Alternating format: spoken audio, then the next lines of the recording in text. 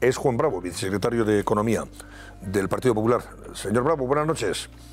Hola, ¿qué tal? Muy buenas noches. Y usted fue sufridor también de la situación que se vivió en un tren entre, creo, Sevilla y Madrid, ¿no?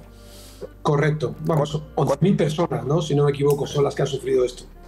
No, se habla entre 10.000 y 16.000, ¿eh? O sea que entre los que estaban en los trenes, los que esperaban en la estación y todos los que hoy también han sufrido el retraso de que esto se normalizara.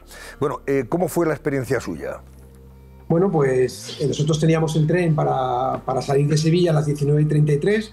Es verdad que anticiparon que ya había trenes que iban con mucho retraso, con entre 22 y 95 minutos, pero en concreto el tren nuestro salió en la hora correcta y bueno, un trayecto que tiene que durar aproximadamente 2 horas 40 minutos, pues tardó 9 horas. Imagínese 9 horas en las que había personas mayores, había familias con niños y la verdad es que a mí me sorprende escuchar al ministro hablar de si eso es un sabotaje o un robo.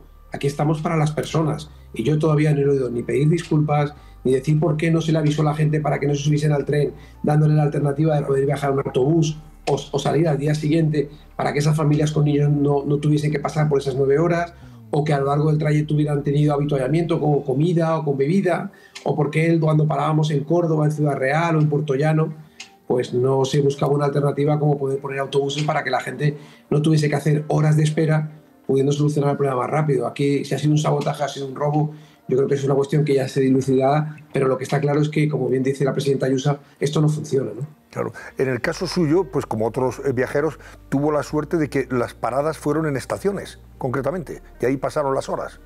Bueno, nosotros, no, vamos a ver, nosotros nos pararon en estaciones, en mitad de trayectos, es decir, el tren arrancaba, paraba, se podía tirar 1 hora, hora y media sin moverse, se movía 3 minutos, se volvía a parar. Es decir, nos pararon muchísimas veces y en muchísimos sitios, en algunos casos con trenes al lado. También le digo, cuando se paraban estaciones, tampoco dejaron a la gente bajarse de los trenes, con lo cual la situación de los servicios propios de los trenes o la posibilidad de ir a comprarte algo para comer, sobre todo para aquellos que iban, o personas mayores o familias con niños, pues que tuviesen esa alternativa, pues tampoco se le dio. Y cuando dicen que es que, bueno, ¿cómo lo hacían? Oye, pues si se para en una estación, pues alguien puede acercar perfectamente algún tipo de respuesta para la gente que va en esos trenes, ¿no? Yo creo que este gobierno, fíjese qué rápido ha estado pendiente del relato y de buscar una excusa y de hablar de sabotaje y de cosas para que no hablemos de realmente lo importante, y es, ante una situación difícil, ¿qué respuesta da este gobierno? Es que es un gobierno incompetente, no tiene capacidad de gestión. Y en ese camino estamos viendo que pasa la semana pasada, vuelve a pasar esta, y oiga, también recordemos que el tema de los trenes, esta ha sido una parte muy grave, pero que por desgracia, que el tren o el AVE ya no llega a tiempo, que hay retrasos que te obligan a cambiarte de trenes, es algo que pasa con cierta habitualidad.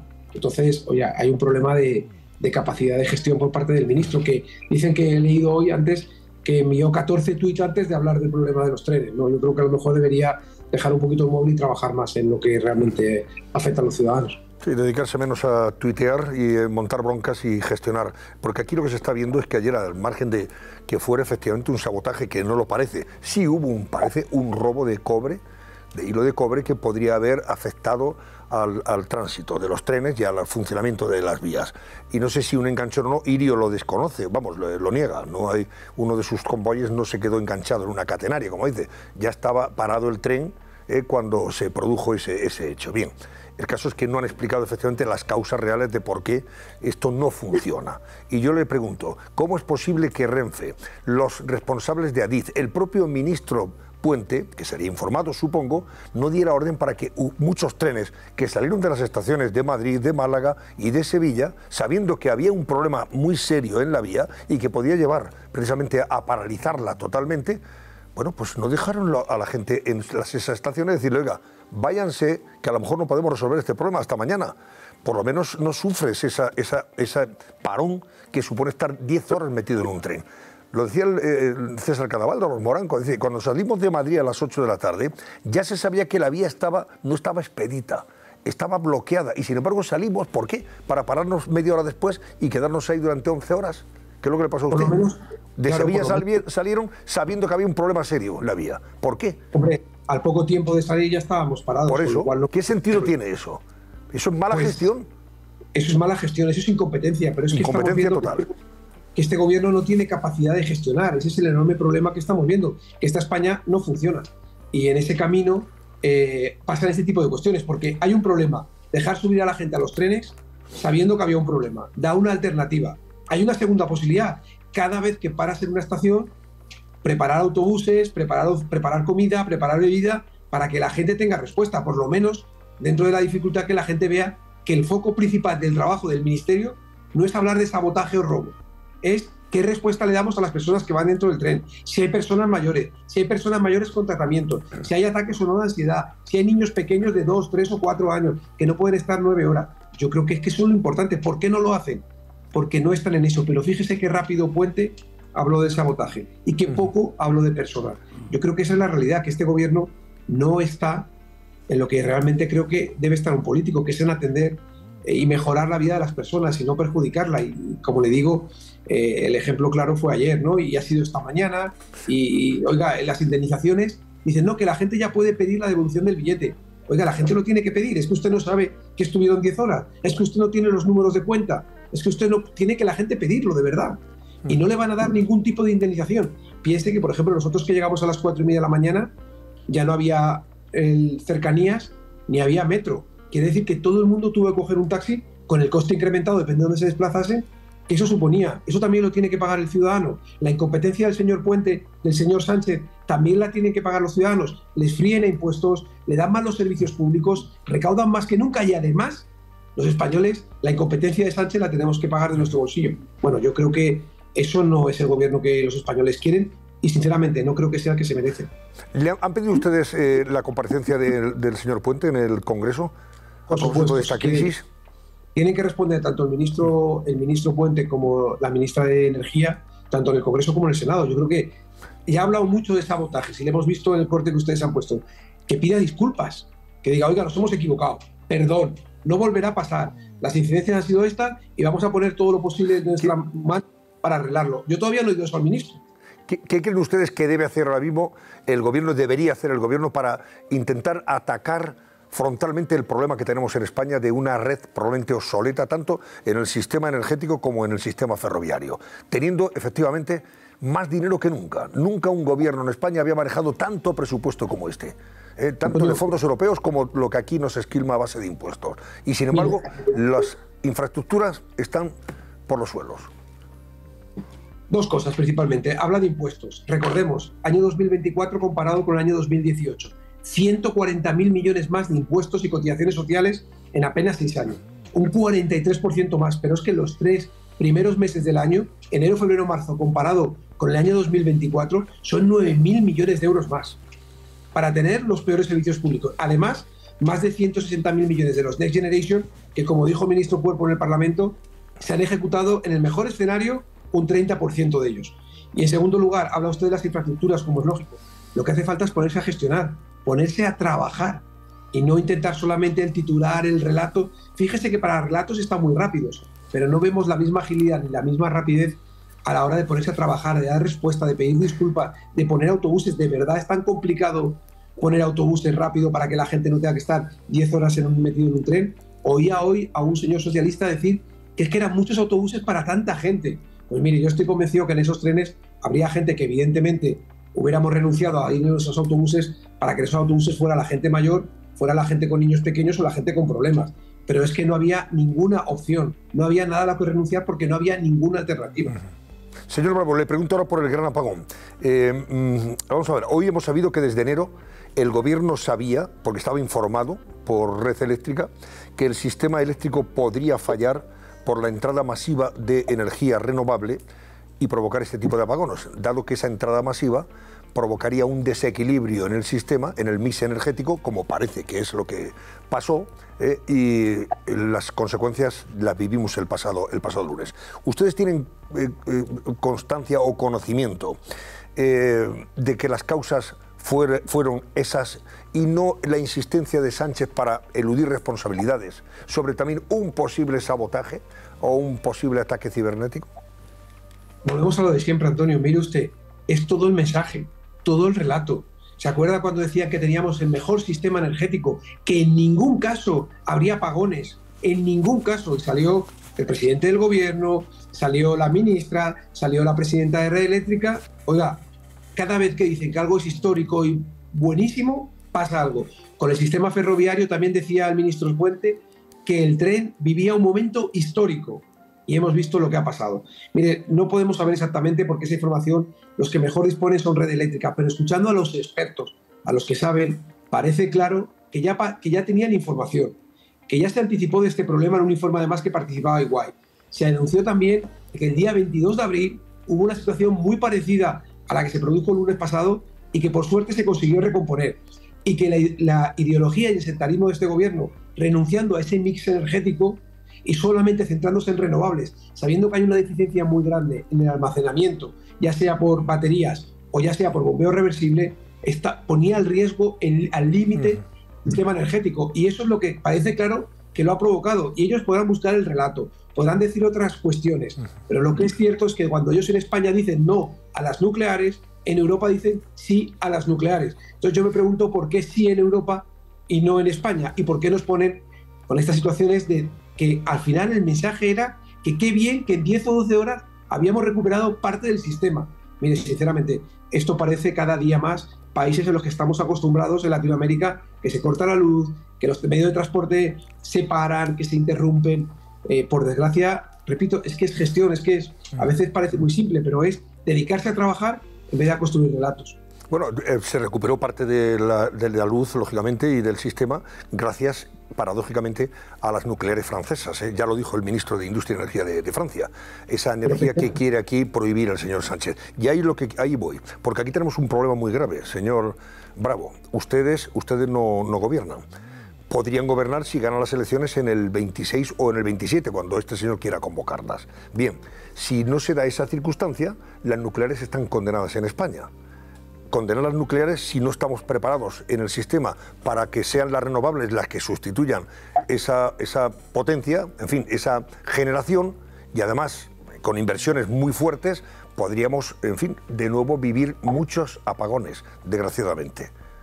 Hoy el ministro el comisario europeo de Energía, Johansen, ha dicho, lo recordábamos antes, que la energía nuclear forma parte del mix energético de la Unión Europea, y así va a seguir siendo, pero en España no. Entonces, si Sánchez sigue en la Moncloa, se carga las nucleares definitivamente. ¿Eso qué consecuencias tiene? Y si no sigue, y ustedes llegan a la Moncloa, ¿cómo van a solucionar el problema? Bueno, yo creo que aquí hay una cuestión que es, Feijóo va a ser presidente. Yo creo que eso es una cuestión que ya la gente visualiza claramente. Y evidentemente hay un plan, hay una forma para intentar trabajar, y nuestro planteamiento energético, fíjese, desde septiembre del año 2022 está publicado en la página web. Y ya hablábamos de todo esto. Ya lo poníamos por escrito. Lo que pasa es que el gobierno, como usted dice, por su posición ideológica, renunciaba a las nucleares. O sea, había un ataque directo a las nucleares. Fíjese que el propio Sánchez dijo que el problema del apagón habían sido las nucleares, cuando todo indica, como bien ha especificado, que la recuperación vino gracias a las nucleares de Francia y que gran parte del problema fue por desconectar nucleares y desconectar ciclos combinados, cuando en ese mix deben estar compaginadas. Ahí lo que tenemos que intentar también hacer ver a los ciudadanos es que claro que tenemos que apostar por las renovables, pero las renovables que tengan almacenamiento, llámese baterías o bombeos reversibles, pero también tenemos que hablar de nucleares, también tenemos que hablar de ciclos combinados, de energía hidroeléctrica. Ese mix es el que nos va a permitir competir. Y en este camino los españoles tienen que saber que en el Congreso se votó el mantenimiento de la vida útil de las centrales nucleares y el voto salió favorable. Y es este gobierno el que no respeta la mayoría parlamentaria, porque es verdad que Sánchez dijo que él gobernaba o que gobernaría sin el Parlamento, y a bien que lo está haciendo, muy claramente. Nosotros, evidentemente, esta situación hay que revertirla cuanto antes. Y vamos a hacer todo lo posible dentro de nuestras limitaciones para que esta situación no siga adelante. Y si lo hace, Sánchez será el responsable de todos los problemas que hay en este país en cuanto al suministro y en cuanto al precio. ¿Pero ustedes llegarían a tiempo en el 27 en caso de ganar las elecciones para revertir esa situación? No. Julián, ¿tú crees que no llegan? Es que ese es el problema. Yo creo que con el calendario de las nucleares hay un razonamiento diabólico por parte del gobierno. La primera que se cierra, creo recordar que es Almaraz en el 27, ¿verdad? Exacto. Y la última en el 30. Pero el 27 al 35. El cierre de una nuclear no se hace la noche anterior, que se apaga la luz y cierras la tienda y te marchas. El cierre de la nuclear, si no se decide la prórroga, y los expertos hablan de 2-3 años con antelación mínima, es un problema porque son infraestructuras que necesitan muchísima inversión anual permanente. Es decir, los propietarios de Almaraz, por ejemplo, tendrían que estar invirtiendo una cantidad importante de dinero con la vista puesta en que se va a prorrogar. Ya sabemos, no lo dirán nunca públicamente, que ya hay ciertas inversiones que no se han hecho, que están pendientes si se hacen o no. La agenda de Sánchez es diabólica. Tomará la decisión si la situación no le fuerza a cambiar por todo lo que estamos viviendo, con el tema del apagón, con la presión de Europa, con la presión del mundo económico español, si toma la decisión de cerrarla, pero será efectivo el cierre, efectivamente, en un horizonte donde el Partido Popular puede estar gobernando, se tiene que comer el cierre y se come el coste social del cierre de las nucleares con el impacto que pueda tener y los apagones que puedan venir en el sistema eléctrico. Es verdaderamente diabólico y creo que muchos coincidiremos en que Sánchez no va a sufrir nada con ese horizonte, sino que seguramente es consciente de todos esos plazos y los quiere utilizar. Sí. Yo creo que lo ha explicado perfectamente Julián. O sea, ellos en los plazos, si fueran las elecciones en el año 2027, posiblemente llegaríamos tarde. Pero aquí además hay que hacer un análisis. Creo que la sociedad está a favor de las energías nucleares y donde podríamos tener duda es, oye, ¿y dónde está puramente la central nuclear? ¿Qué es lo que opinan? Pues oiga, yo he tenido la oportunidad de estar en Almaraz y desde los sindicatos, los trabajadores, los alcaldes, da igual el color político que tengan, los ciudadanos, lo que piden, por ejemplo, en Almaraz es que por favor no se cierre, que no haya alternativa y que la alternativa que ofreció el gobierno, que era una fábrica, ni siquiera se ha puesto ni un solo ladrillo, ni siquiera está el proyecto todavía terminado. Entonces, oiga, estamos hablando del mantenimiento del sistema eléctrico, estamos hablando del precio de la energía, del aseguramiento del suministro, de la viabilidad de muchos puestos de trabajo en las zonas en las que están las centrales nucleares. Y todo por ideología, porque Teresa Rivera en Europa está a favor de la energía nuclear y no está a favor para España. Yo creo que eso sinceramente es sectarismo e ideología y tendría que tener alguna consecuencia, porque no se entiende muy bien por qué en Europa las ve bien y para las españoles lo ve mal, y con todos los riesgos que eso conlleva. ¿Ha escuchado usted hoy a Sánchez en Barcelona cuando ha dicho que España y Cataluña somos sociedades, somos países extraordinarios, y además ha puesto el acento especial en el comportamiento cívico de la ciudadanía, como si la ciudadanía tragara con todo? Y es verdad, somos muy cívicos, muy educados, muy generosos en nuestras actitudes en ese sentido y muy solidarios. Pero eso no significa que estemos encantados con la gestión que está haciendo. A propósito de la Dana, a propósito del COVID, a propósito del volcán de La Palma, el apagón del otro día y hoy, por ejemplo, el caos ferroviario. Escúchelo y deme una opinión. Ninguna sociedad del mundo hubiera respondido mejor que la nuestra. Y esto creo que es muy importante de reivindicar, porque España y Cataluña somos sociedades, somos países extraordinarios. ¿Es un lapsus o realmente es que piensa eso, que España y Cataluña son dos países distintos? Yo creo que piensa eso, vamos. Pero bueno, le pregunto a usted. ¿Le hace falta ese mensaje para seguir siendo presidente del gobierno de España? Pues para sí. tener el apoyo de dos partes. Pues entonces ya está. Yo no sé si lo piensa, pero es que a él le da igual. Si todo el camino es para conseguir seguir ser presidente del gobierno, hemos visto como decía no a los indultos y hacía indultos, no a la amnistía, hacía la amnistía, decía no a la condonación y la hacían. Les da igual. El objetivo solamente es Sánchez. Es él solamente, ¿no? Fíjese, usted lo decía, es verdad que tenemos una sociedad que está muy por encima del gobierno. Sin duda es admirable la posición de la sociedad. Pero oiga, hemos visto La Palma, hemos visto los 16.000 millones a Valencia que no han llegado ni un tercio. Hemos visto los 14.100 millones de aranceles que son deudas y préstamos para las empresas. Hemos visto los 10.100 millones del plan de defensa que se ha sacado de la manga porque van a Estados Unidos y porque Estados Unidos les exige que comprometan el 2%. Hemos visto hablar de miles de viviendas que no se ejecutan. Vemos el apagón, vemos los trenes. Es que España no funciona. Es que con este gobierno no funciona. Y él lo único que hace es mucho relato, mucha palabrería para tener satisfechos a los socios que tiene, pero él no está pensando en los españoles y en España en ningún caso. Y creo que a las pruebas nos podemos remitir de esa gestión. No está en eso. Ni siquiera les hemos oído hasta ahora pedir una sola disculpa, ¿no? Le pregunto por último, a propósito de esa OPA del BBVA al Banco Sabadell y lo que ha dicho hoy Sánchez. Como vicesecretario económico del Partido Popular le pregunto por este asunto porque hoy Sánchez ha anunciado que va a abrir una consulta pública para que se decida lo que el gobierno en definitiva tendría que decidir, ¿no?, sobre la OPA del BBVA hacia el Sabadell. ¿De qué va esto de la consulta pública? ¿Una forma de eludir responsabilidades de Sánchez? ¿Una responsabilidad que le compete a él como presidente del gobierno?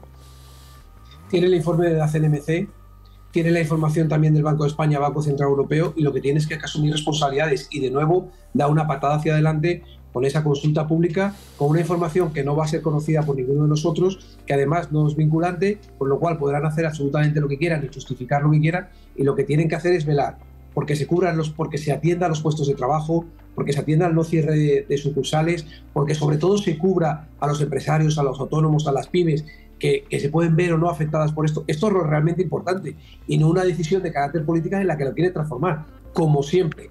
Todo menos gestionar. ¿Pero en qué consiste lo de la consulta pública? No me he enterado. ¿Qué es un referéndum que quiere hacer? Bueno, ¿Qué es lo que, ¿a quién quiere consultar? Igual que hay proyectos de ley que se someten a una fase de consulta a los supuestos pública, interesados. claro, muy bien. eso es, pero también... Sánchez Llibre, vamos. Sánchez Llibre. Al presidente de Foment del Trabajo. A Puigdemont. A la gente de Puigdemont. A la gente de Puigdemont, que dirá que, hombre, por favor, de ninguna manera. Ahora, si les consulta lo del PNV, dirán, sí, que el PNV se haga con el Sabadell, eso está claro. ¿Qué haría el PP en esta circunstancia? Si estuviera en el gobierno. ¿El objetivo cuál es? Lo primero es que se cumpla una serie de controles que existen en España. CNMC, CNMV, Banco de España, Banco Central Europeo. Luego está la decisión del gobierno.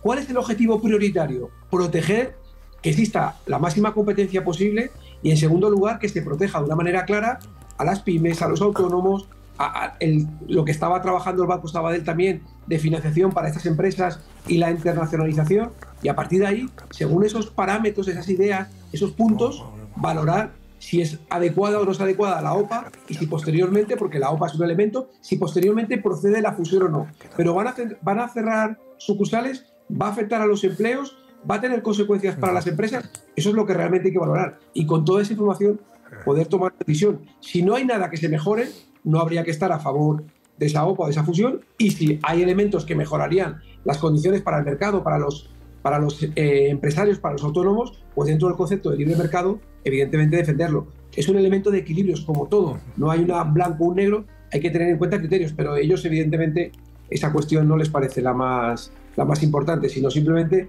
qué es lo que en ese momento le interesa más al señor Sánchez para que siga teniendo el apoyo y, bueno, intentar mantener su puesto en la Moncloa, que quizás es lo que ahora mismo más le importa, ¿no? Juan Bravos, vicesecretario de Asuntos Económicos del Partido Popular. Gracias y buenas noches, señor Bravo.